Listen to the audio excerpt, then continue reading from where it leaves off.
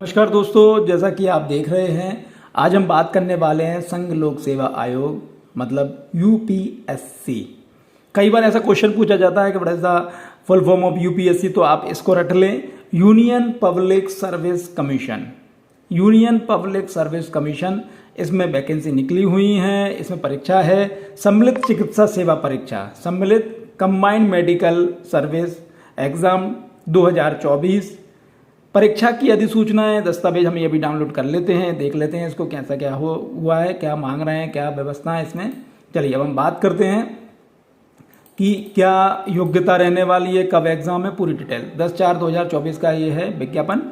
सम्मिलित चिकित्सा सेवा परीक्षा 2024, ये वेबसाइट है upsc.gov.in पर आप जाके इसको देख सकते हैं। महत्वपूर्ण परीक्षा के लिए उम्मीदवार अपनी पात्रता सुनिश्चित कर ले। सबसे पहले आप ये देख लें कि आप इस योग्यता के, इस जॉब के, इस एग्ज़ाम के पात्र हैं अथवा नहीं हैं। यदि नहीं हैं तो आप बिल्कुल भी इसमें फॉर्म ना भरें।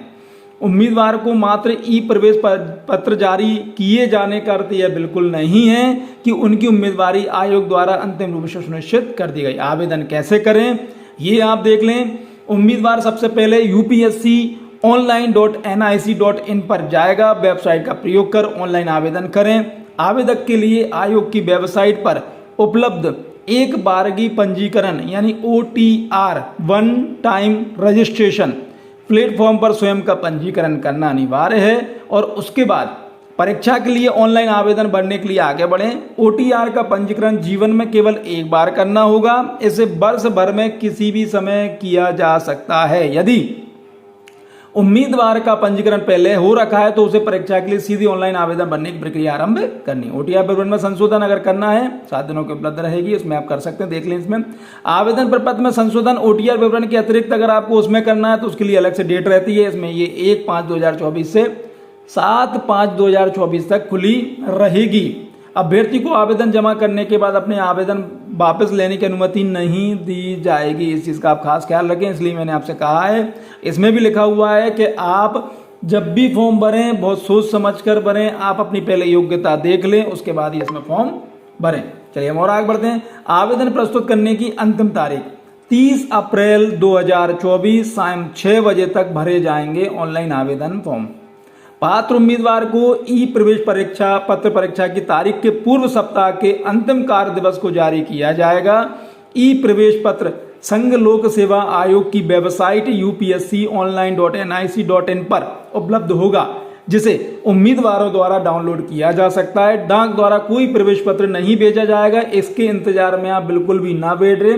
इसलिए जो ऑफिशियल वेबसाइट है, ये जो वेबसाइट है, इस वेबसाइट पर आप लगातार नजर बनाए रखें। ऑनलाइन आवेदन प्रपत्र भरते समय सभी आवेदकों को वैध और सक्रिय ईमेल आईडी प्रस्तुत करना अपेक्षित है।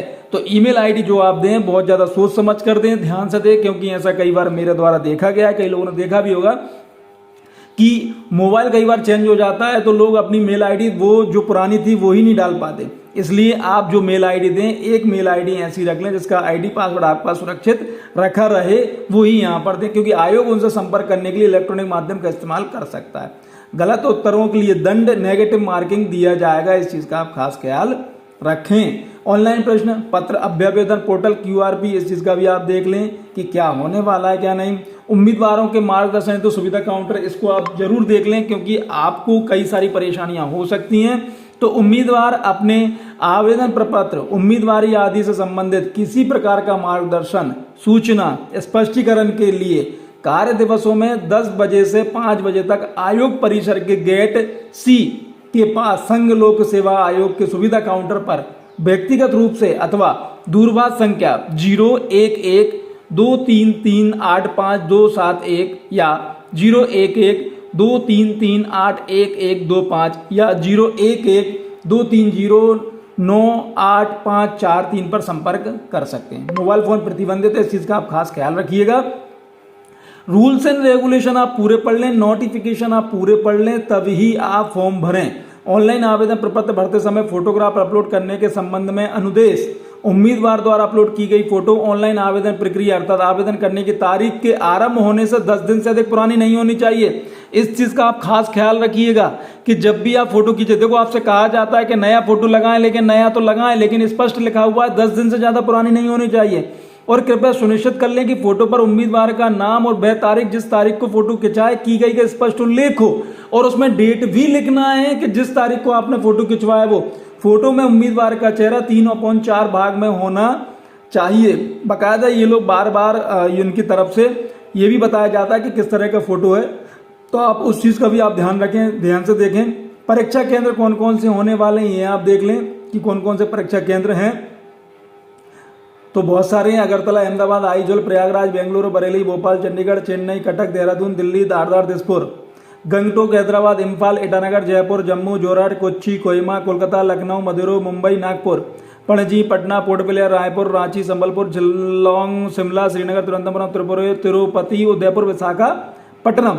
परीक्षा आयोजन के लिए उपरोक्त केंद्र और तारीखों में आयोग के विवेक अनुसार परिवर्तन किया जा सकता है। इस चीज का भी आप खास ख्याल रखिएगा। आपसे मैं बार बार कह रहा हूँ नोटिफिकेशन एक बार, ठीक है आपने वीडियो देख लिया बहुत अच्छी बात है, लेकिन नोटिफिकेशन एक बार आपको ध्यान से फिर भी पढ़ना पड़ेगा। अगर आप इसको पढ़ेंगे तो आप ये मान के चलिए कई सारी चीजें ऐसी हैं जो आपको समझ में आ जाएंगी। जिन सेवाओं पदों पर भर्ती की जानी है तथा भरी जाने वाले रिक्तियों की अनुमानित संख्या नीचे दी गई। श्रेणी 1 केंद्रीय स्वास्थ्य सेवा के उप संवर्ग में चिकित्सा 163 अधिकारी, सामान्य ड्यूटी में चिकित्सा अधिकारी ग्रेड। श्रेणी 2 रेलवे में सहायक मंडल चिकित्सा अधिकारी 450, नई दिल्ली नगर पालिका परिषद सामान्य ड्यूटी चिकित्सा अधिकारी 14, दिल्ली नगर निगम में सामान्य ड्यूटी चिकित्सा अधिकारी ग्रेड 2 200। सम्मिलित चिकित्सा सेवा परीक्षा 2024 में बैच मार्क दिव्यांग व्यक्तियों के लिए चिन्हित सेवा पदों के लिए विवरण नीचे दिए गए हैं, इनको आप देख लें। आप किस व्यवस्था में आ रहे हैं तो आप इन चीज़ों को भी देख लें।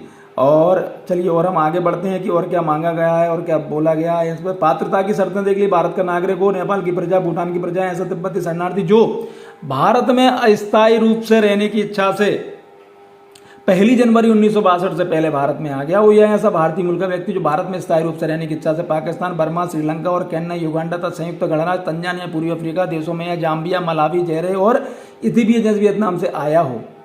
आयु सीमा, इस परीक्षा में बैठने वाले उम्मीदवार ने 1 अगस्त 2024 को 32 वर्ष की आयु पूर्ण न की हो।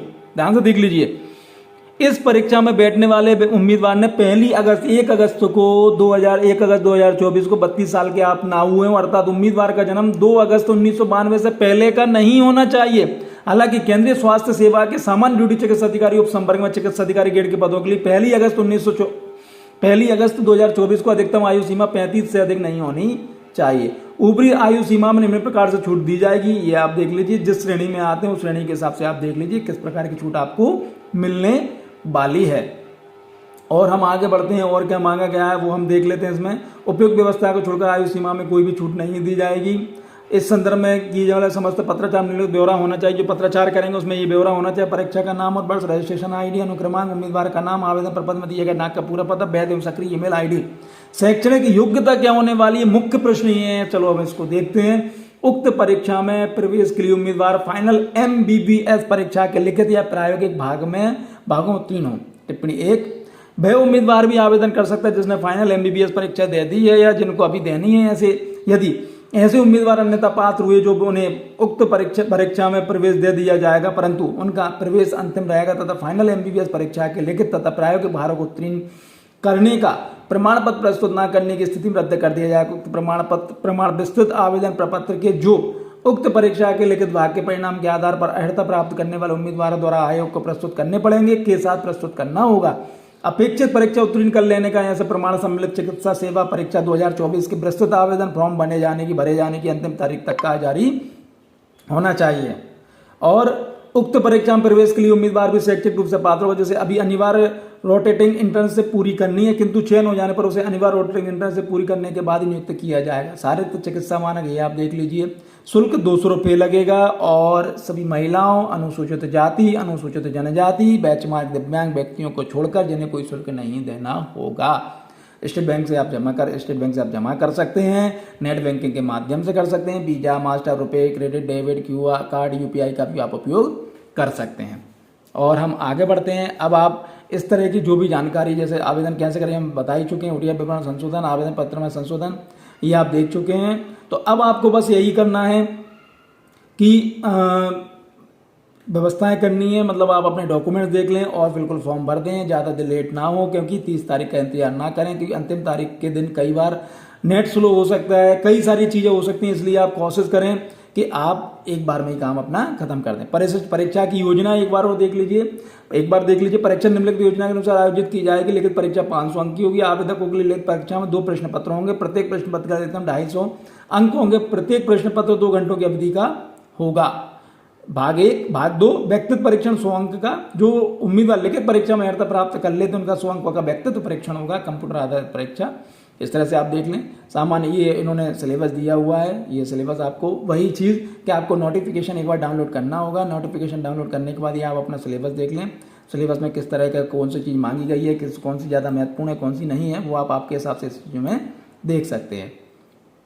चलिए, तो आप बिल्कुल फॉर्म भर दीजिए और हमारी शुभकामनाएं आपके साथ हैं। बहुत बहुत धन्यवाद। Thank you.